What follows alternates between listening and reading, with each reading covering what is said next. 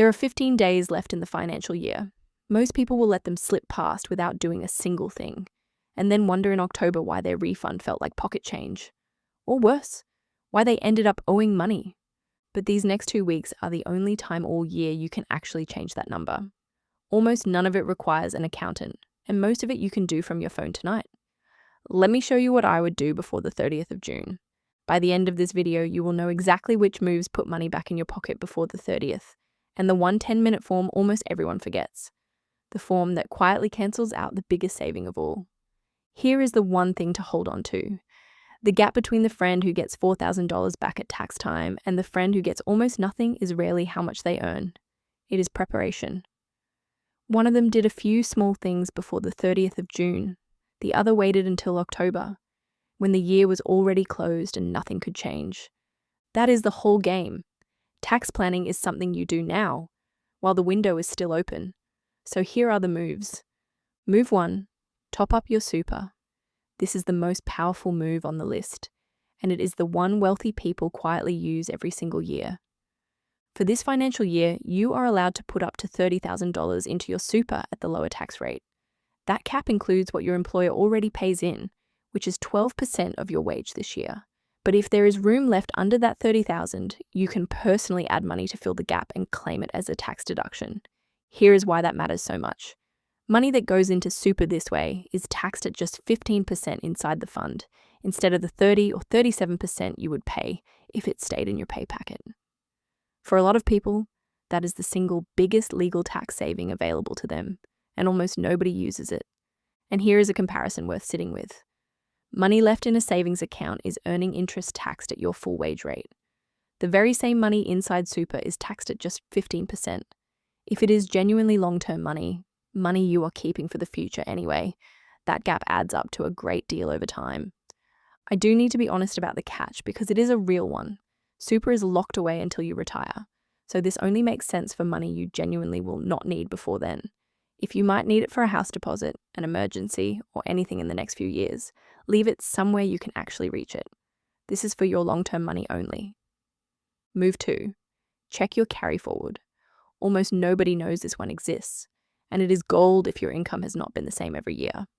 Normally, that $30,000 cap is a use it or lose it limit for the year, but there is a rule called carry forward. If your total super balance was under $500,000 and you did not use your full cap in any of the last 5 years, you are allowed to use that leftover room now. This is genuinely valuable for anyone who has had an uneven few years.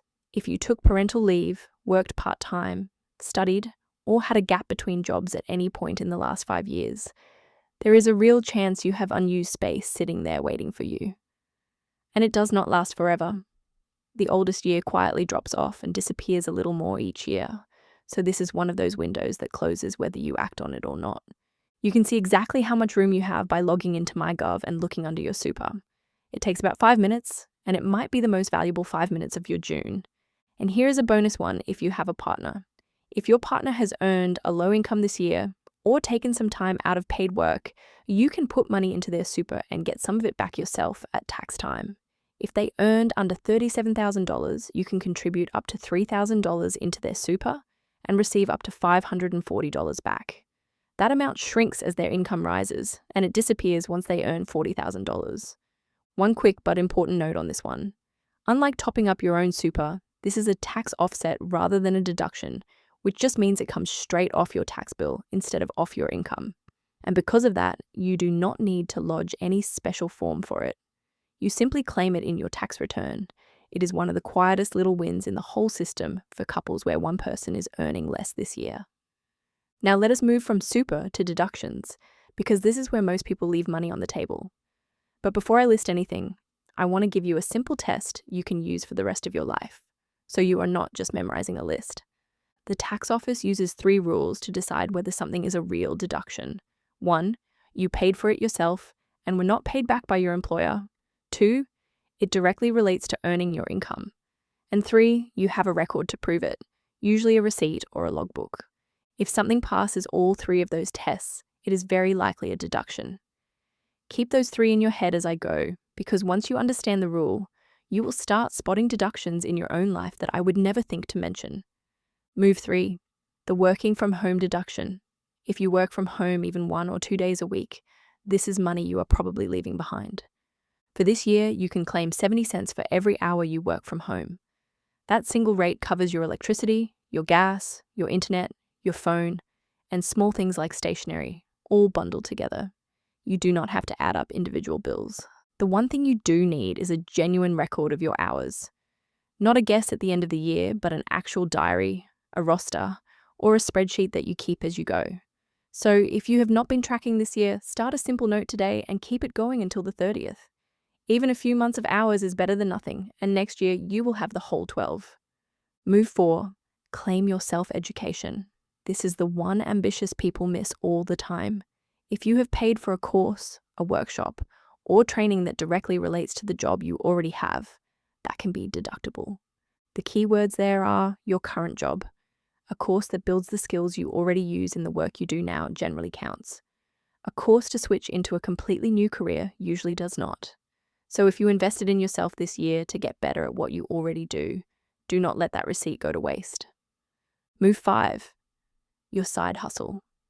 If you earn money on the side, whether that is freelancing, an online shop, content, or anything else, the income is taxable, but so are the costs of earning it. The software you pay for, the advertising, a portion of your internet, the equipment, even the fees on a separate bank account can all be deductible. The simplest thing you can do is treat that side income like a real little business from day one. Keep its money separate, keep its receipts, and future you will be very grateful at tax time. Move 6. Bring your deductions forward. This one is all about timing, and you only have until the 30th to use it.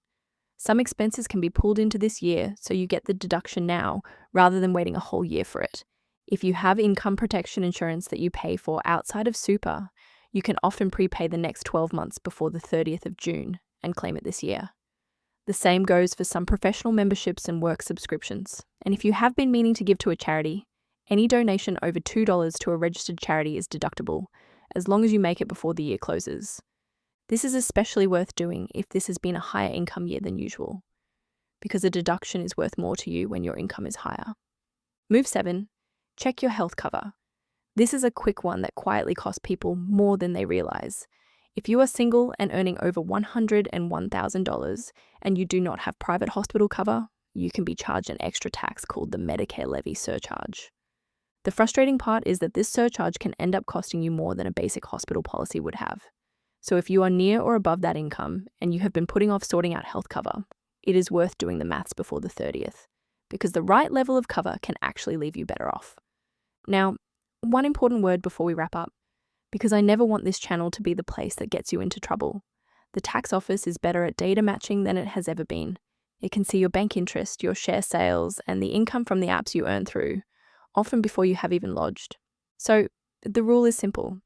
Claim absolutely everything you are genuinely entitled to, and never claim a single thing you cannot prove. Those two ideas are not in conflict. The goal is not to game the system. It is to use the system exactly the way it was designed to be used. And that brings me to the one step that almost everybody misses, and it is the step that quietly cancels out all the good work from the very first move. If you make a personal contribution into your super and you want to claim it as a deduction, there is a form you have to send to your super fund first. It is called a Notice of Intent to Claim. You have to lodge it and get the acknowledgement back from your fund before you lodge your tax return. Here is the trap. If you skip it, the money still goes into your super, but the deduction simply does not count. People do everything right, put the money in, and then lose the entire tax saving because they never sent one form that takes about 10 minutes. So if you do nothing else from this video, please do not skip this one. So let me bring it all together because I know that was a lot. Here is what I would actually do this week. Tonight, log into MyGov and check 2 things. How much room you have left in your super cap, and whether you have any carry forward space from past years. That one check tells you whether there is real money on the table for you.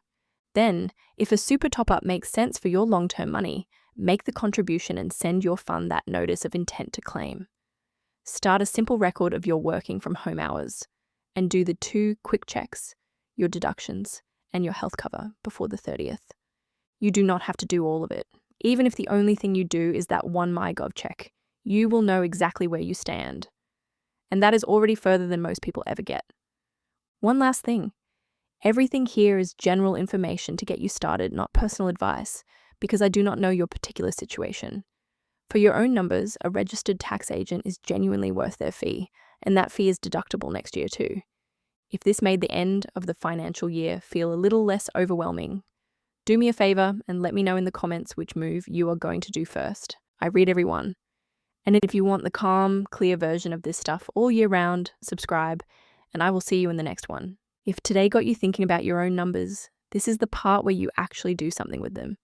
I have built one workbook that holds your whole financial picture in the one place. Your tax, your super, your debts, your savings, and your long-term investing. With every formula already done for you, you type in your real numbers, and the maths runs quietly in the background, showing you exactly where you stand and what each decision would actually do to your future. All of it built for Australian tax, Australian super, and Australian property, so the numbers are right for where you actually live. I run through every tab of it, start to finish, in a full walkthrough video. I have linked it just below. Go and see your real position, then come back and watch it change.